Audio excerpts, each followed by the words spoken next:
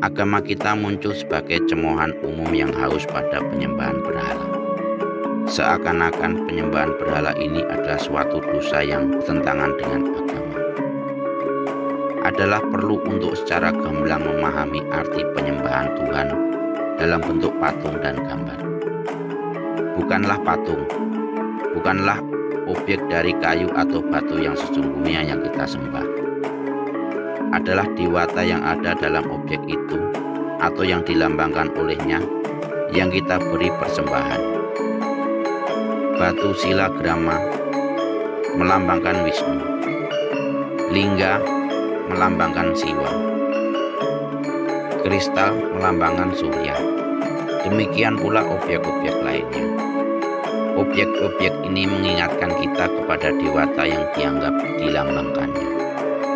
Dengan cara begini, apabila seseorang mempersembahkan baktinya kepada suatu patung atau gambar, ia melaksanakan hal ini kepada objek tertentu daripada Tuhan Yang Maha Esa yang dilambangkan olehnya, seolah-olah Tuhan Yang Maha Esa ada di dalamnya.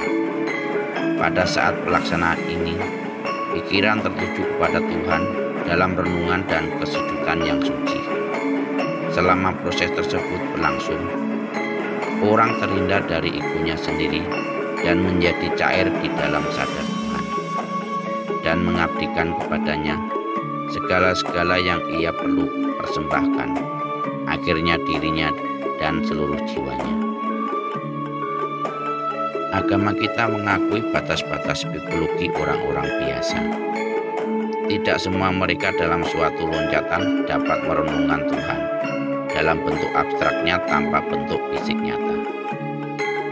Untuk mengarahkan pikiran menuju Tuhan dan memakukan pikiran tersebut teguh-teguh selama renungan terhadap Tuhan.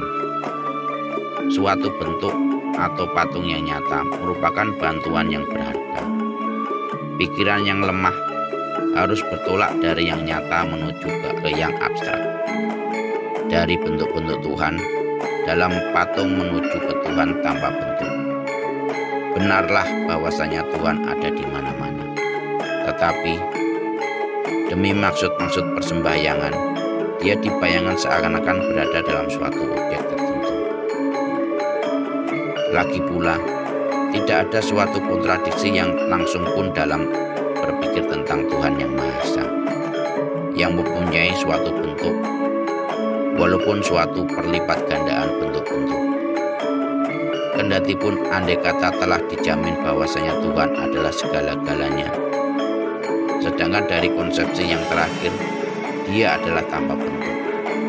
Tidaklah ada suatu ketidakmungkinan yang mutlak dalam mengibaratkan bentuknya, yang beraneka warna, demi kepentingan para penyembahnya. Ini adalah hanya suatu perlambang dari kerelaannya untuk memenuhi kebutuhan mereka yang ingin menyembah dia menurut hati nurani mereka. Air tidak mempunyai warna atau bentuk tertentu sebagaimanapun juga, tetapi ia mengambil warna dan bentuk kendi yang menjadi tempatnya. Demikian pula lah halnya Tuhan sendiri tidak mungkin mempunyai bentuk, tetapi pikiran yang merenungkan dia adalah suatu media yang terbatas. Pikiran ini memegang dia dalam pelukannya dan ingin menggambarkannya menurut caranya sendiri. Demikianlah suatu hubungan telah ditetapkan antara seorang penyembah dan dewata. Dan selanjutnya suatu kebaktian tumbuhlah. Sebelum sebuah patung atau gambar disembah, suatu proses pensucian telah dijalani. Patung tersebut menjadi naluri Tuhan. Ia dikenal sebagai proses prana pratistha. Tiap manusia adalah penjelmaan kosmos yang kecil. Manusia adalah mikrokosmos alam semesta. Ia dijadikan atas 5 unsur jasmaniah, yaitu pancabhuta, yang juga merupakan unsur alam semesta.